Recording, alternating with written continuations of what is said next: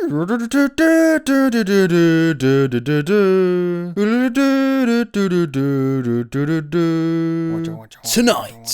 I look at a phone, a man headbutts a nipple, and someone speaks to the boys. Spoken to the boys. Down, down, down, down, down, down, down. Hello again, Thursday night. Soon to be Friday morning. So we're going to start with Rebecca. Oh, I need to put the headphones in. I always forget one fucking thing.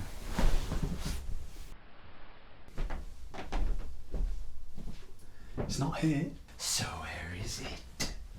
Is it in here? Where the fuck is it? How has it fucking disappeared? Let's go. Right.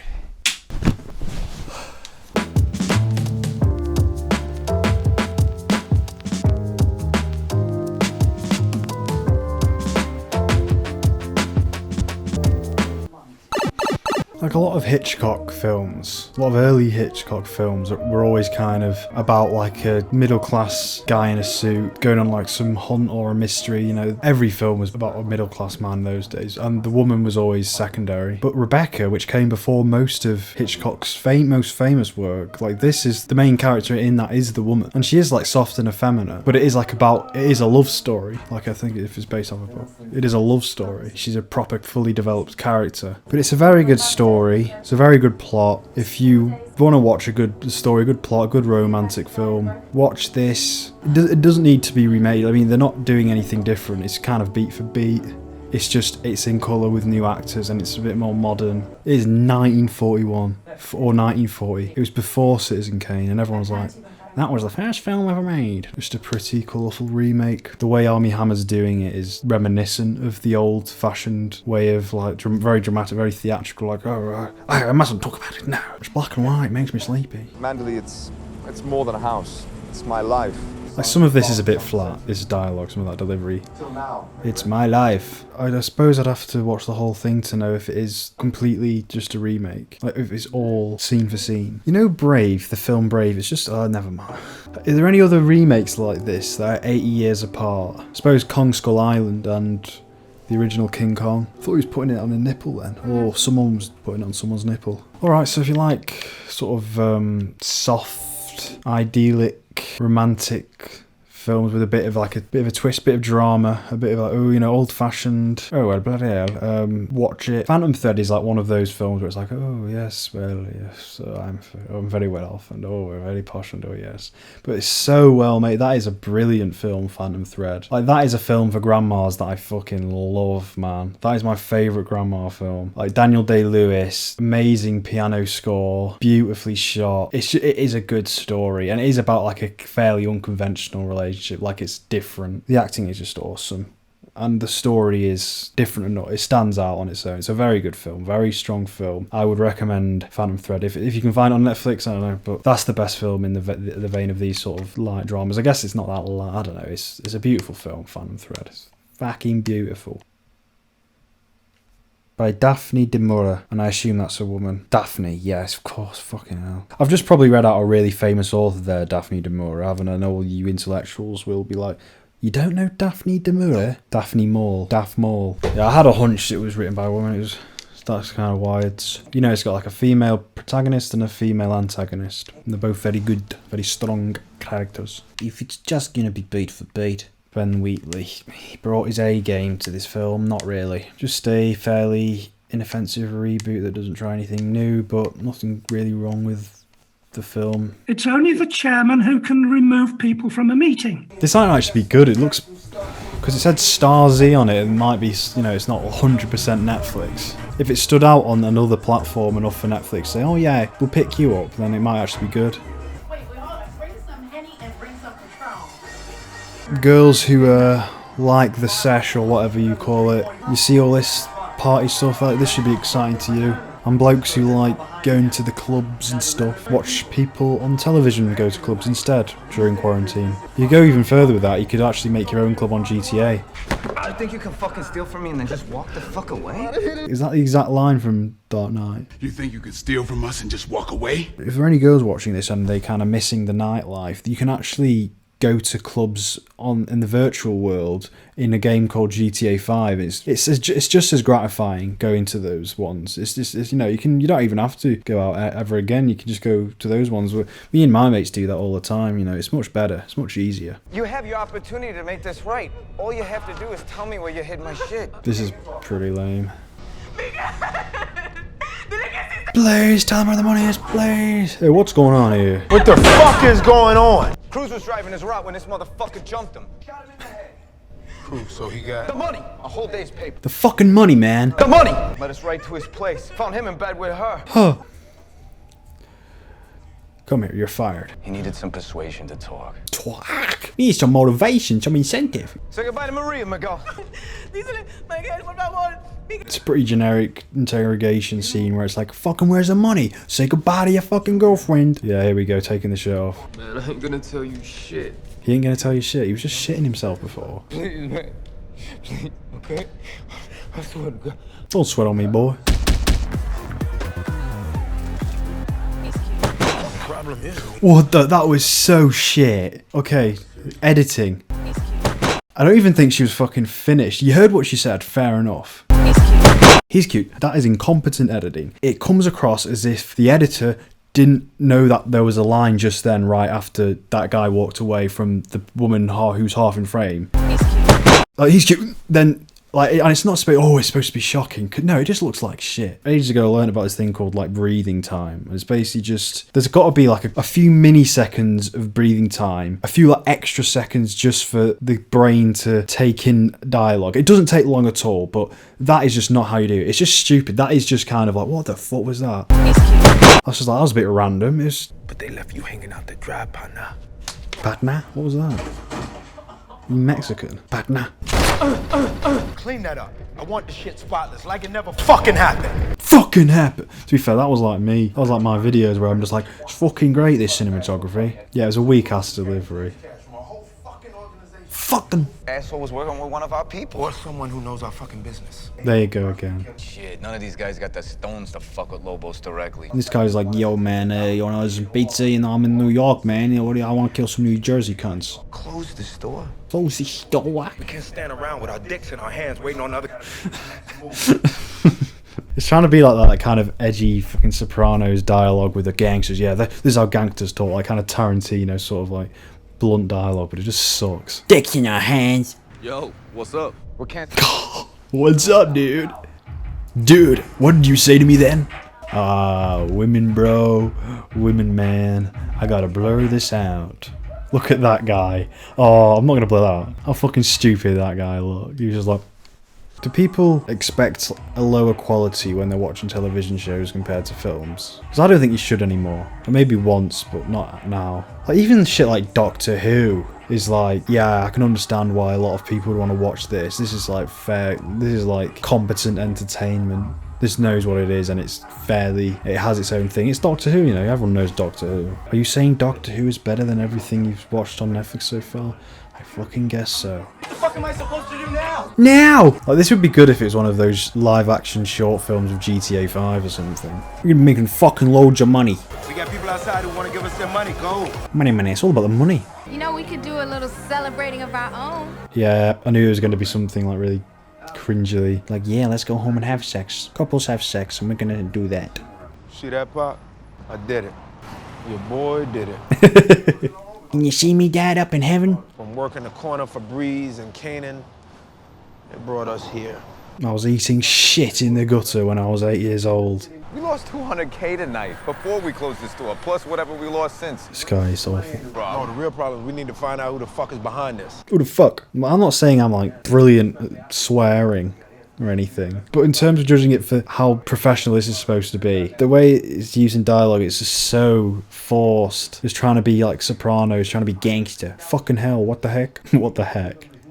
What the heck? Just, it's about timing, and I do it all the time where I put fucking in the wrong places. Not till we find out what the fuck's going on. What the fuck's going on? It's just, maybe it's the delivery as well. There was this one, red hair, tall, what's her name? Oh, yeah. I do impersonations of everyone I see on fucking television. It's like, bloody hell, gonna bloody get my cock sucked off or something. Like, this guy's the cliche gangster grinder kind of. Started from the bottom, now we're here. And that guy before who's got like the most shittest New York accent, he's like, fucking give me $20. What was $20 or some shit? Where's the fucking money? The money! Oh, I really want to make a film. I really want to make like that scene. Just my own fucking scene where it's like, where's the fucking money? Baby, what's going on? Shut the fuck up, bitch. You know I could help you relax. Oh, it's so bad. It's so forced. I'm gonna blur all this out again. Sexy time. Daddy's little Jersey boo boo. He's really nice. He's a good father. Nos veremos después. So I got Spanish homework due Tuesday. Oh, I know what's going to happen. It's going to be like an episode where, because he's speaking Spanish to like some business, like trying to keep it secret from his family. Then he's not going to realise that his son's learning Spanish, and then the son's going to like excel at it. He's going to work really hard. It's going to be like, good job, kid. And then the mum's going to be like, good job, kid. And the kid's going to be like, huh, what's that? Why Danny speaking Spanish? And you're going to like overhear him. It's like, yeah, we need to fucking get the money back. The fucking asshole. We need to fucking beat him bloody with a wrench or something. And like, son's going to be like, what the fuck? I'm going to have to title this video Miserable Arsehole Who Doesn't Like Anything on Netflix, reviews Netflix, and shits on all your favourite shows. We got real shit to do. It's really funny when, obviously, it's supposed to be like really serious, like you're supposed to be dead hard in this, but it's like, the acting's not good enough and it's just... You have my money, of course. Give me my fucking money, amigo. Okay, that is a stereotype. Fuck you, pendejo. American asshole. If that was racist, and so is Todd Phillips. Just watch some of the fucking Hangover scenes. Fucking hell. I wouldn't recommend this. Watch something like Sopranos, or just watch Breaking Bad again, or Ozark. Brilliant. A safe and secure pipeline with no interruptions. Motherfucker, you American piece of shit. Do you have a plan to fix the situation? We got a plan in action. We're gonna make it all okay, just calm down. There's no need to get your fucking knickers in a twist. Watch your back.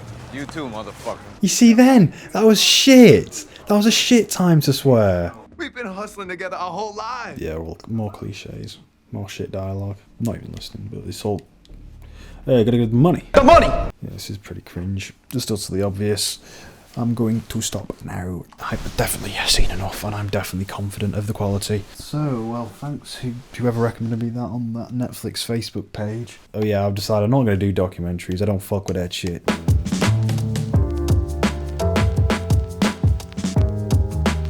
I think you can get a pretty good impression of the entire series just by watching a bit of the first episode, because these Netflix shows are very samey. Like episode to episode, they don't really change it up. It's not like when found its identity in season 3 or something. No, unless it's like BoJack Horseman. It's just these rare ones. There are some good ones, but like Master of None, I just can't really imagine seeing that evolve into anything good or clever, where it's all like, yeah, man, I ate a donut once and I barfed so hard that I came.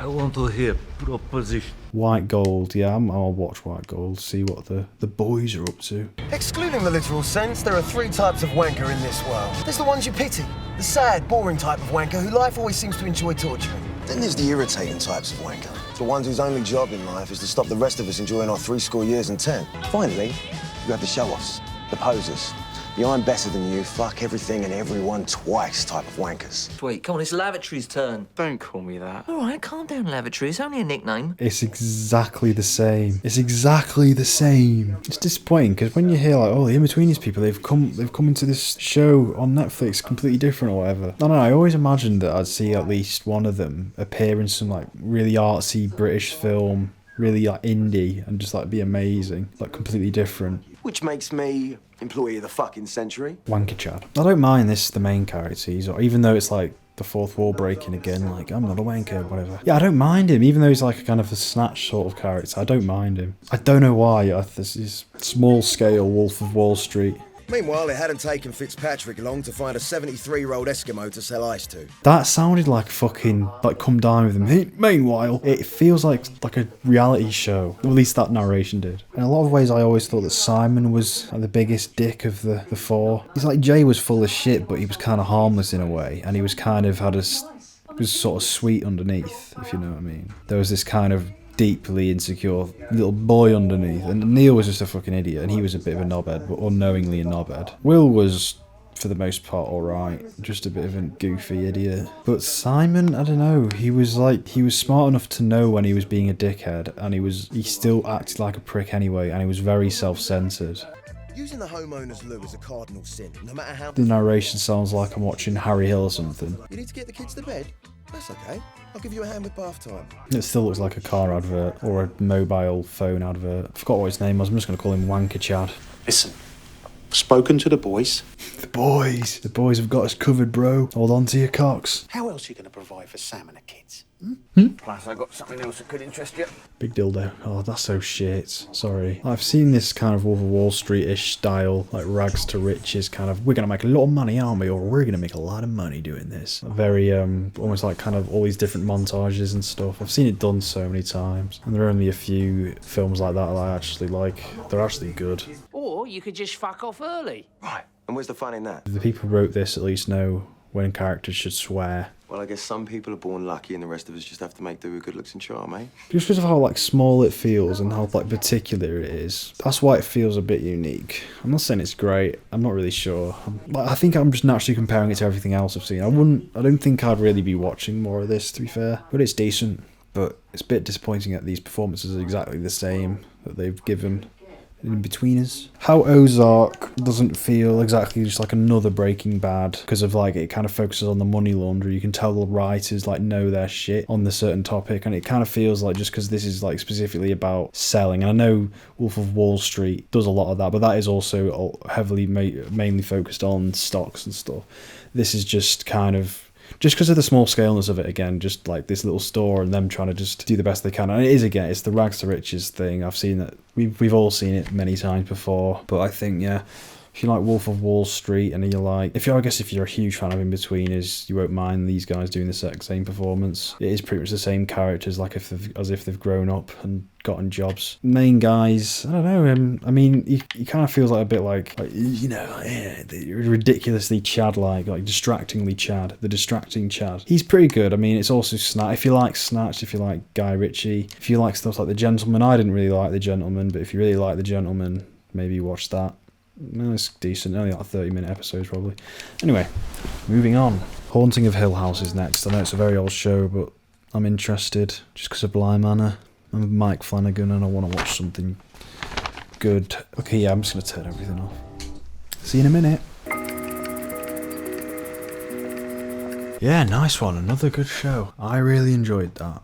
That was a lot of fun. That was maybe the most engaging thing I've watched so far. Just really creepy, really well done, well acted, good pace. A lot of stuff happened. I'm going to watch more probably. I think I'm going to watch all of that then Bly Manor. But yeah, Mike Flanagan, if he directed both of those shows, then yeah, he's a good one. He is, yeah. Unique guy. Yeah, I would recommend that. It's kind of like a better version of your generic horror film with like the demons and the ghosts. It's made ghosts creepy again. There is some jump scares, but they're not as like ridiculous as the usual ones. It's not like, I don't know, I mean they do play sound effects where you wouldn't probably usually jump if there wasn't one there, but character's really strong. There's one guy who plays Dario Naharis in Game of Thrones.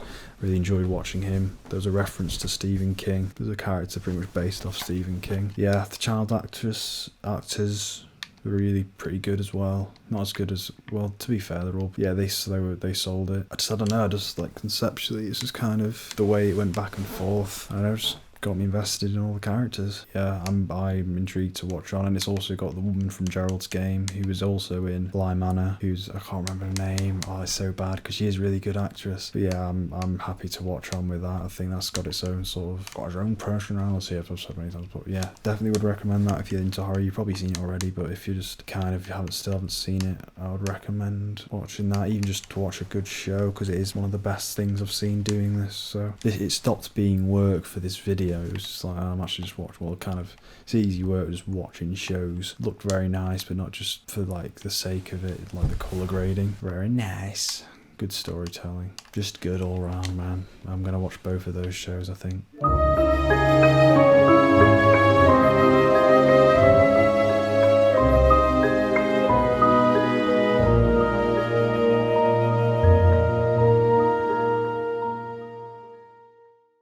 Ridiculous thing to say. Ridiculous. Okay, let's talk about your BBC. Emotionally intense scenes. and threats are you. Scientists can tell us many things about space. Space? They can tell us how far away the stars are. Stars are? I love to hear about the moon goddess. Dad's gonna start telling her about flat Earth. And when she cries, her tears turn into stardust. Who made this? I mean, is it just literally all Netflix? Stole a bunch of animators off Disney and Pixar. It does feel a bit more in like a vein of a Frozen film where it's all like singing. Magic in these mooncakes. Ooh. Oh. Here we go. She gonna die. Not every fucking animated film can just be like, the parent's gonna die at the beginning. Not everyone can do it.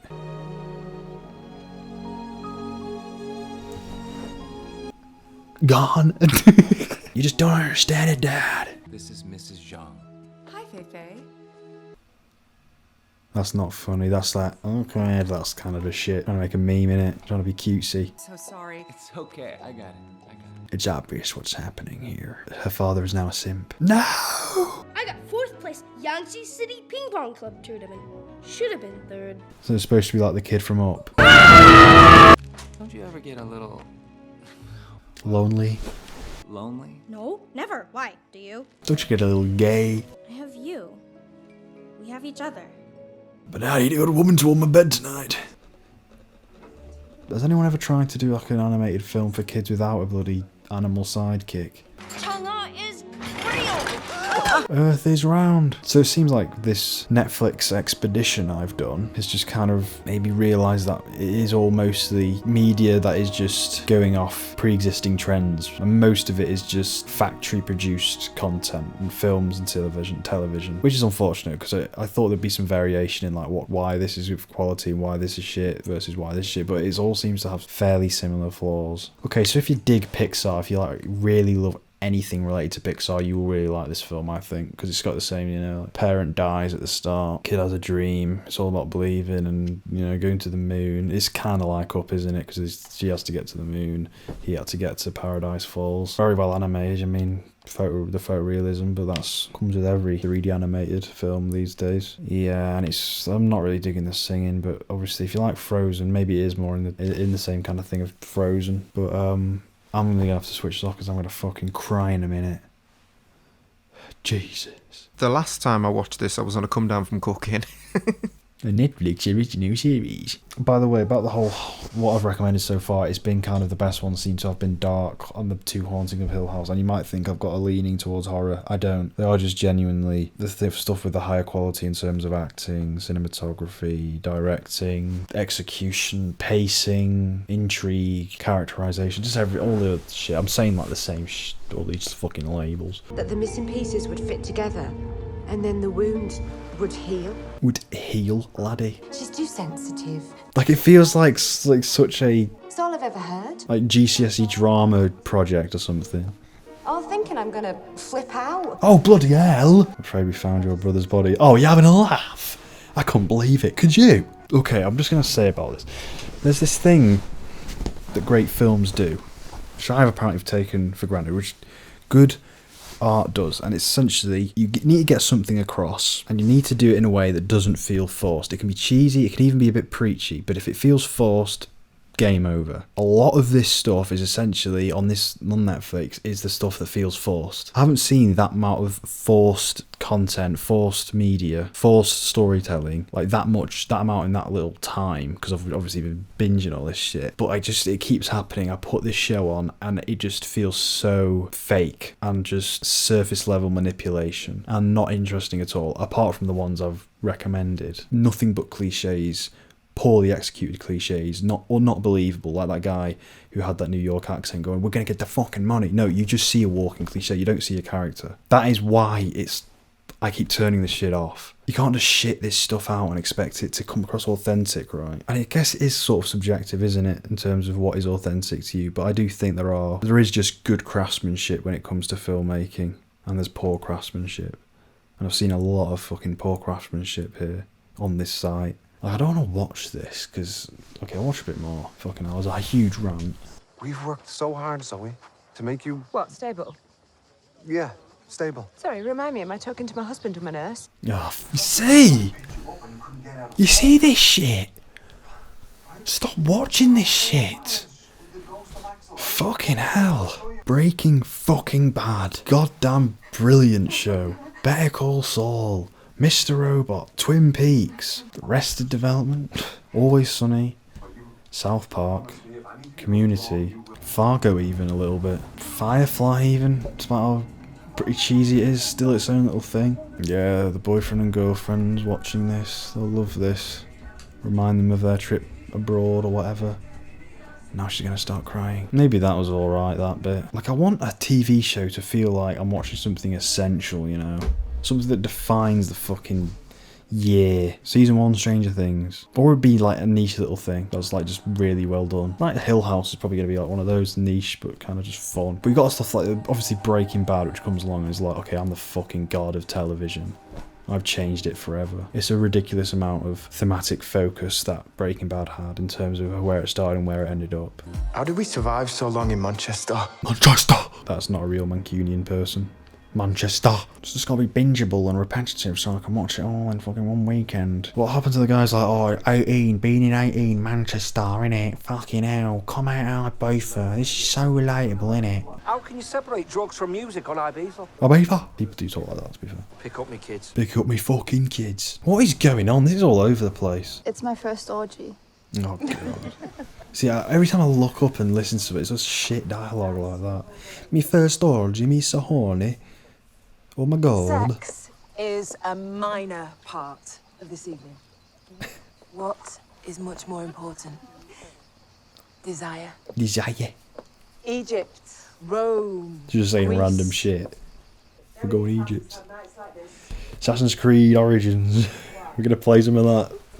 Get a good load of Egypt. Believe me, a sexy glance beats a blowjob every time.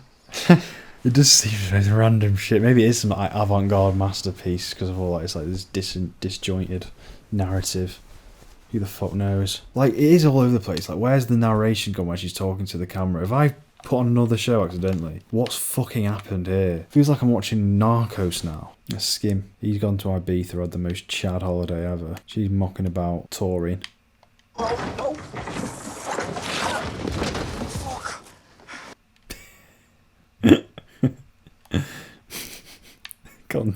Just contextless. Ask him some questions, so I'm going to give you... This is just bullshit, and you can criticise me to shit for doing it, for being like this. This is no way to watch something. Something's going on with the dogs. Just... With the dogs. I don't fucking know! Perhaps we should refresh your memory. I don't fucking know. Oh, fuck! Oh, fuck. Oh, no. You gotta be having a laugh. All I want is one fucking name. Give me one name, motherfucker. Maybe it is good. I don't know. Fucking hell. So basically, I kind of skimmed around the first episode of White Lines. I wasn't really liking the start of it. I thought it was a bit ham. Then I kind of skimmed around and realised lots of random stuff was happening. I just thought it was just me talking shit for ages whilst not really paying it much attention. So I don't know if we'll include it as a recommendation. But I'm trying to get a general gist of the show. It's this woman going on like looking for how her brother died, realising that it was completely different to how she thought it was. But the thing is, you kind of know a lot right at the start. It's like, my brother did not abandon me. And then at the end, it's like, my brother did not abandon me. She's going to stay in Ibiza. So this rest of this series is going to be like her maybe going down the same path of depravity, or becoming more influenced by the crime in Ibiza. Some weird DJ guy who's like, fucking hell, what the fuck are you doing? Based on the sort of the execution of the scenes I did see, it did all seem a little over dramatic and ham. It isn't a show I kind of would want to watch. Skim through episode 2. A lot of sex. Gonna gradually find out what exactly happened to the brother. Who the fuck knows? Could be good. Quirky black comedy, but maybe just doesn't strike the right chord with me. I don't really like the lead actress. I can't really be arsed watching any more shit. I'm a little done. It's been very fun doing this, not really. This doesn't seem to be much focus to any of this, but whatever.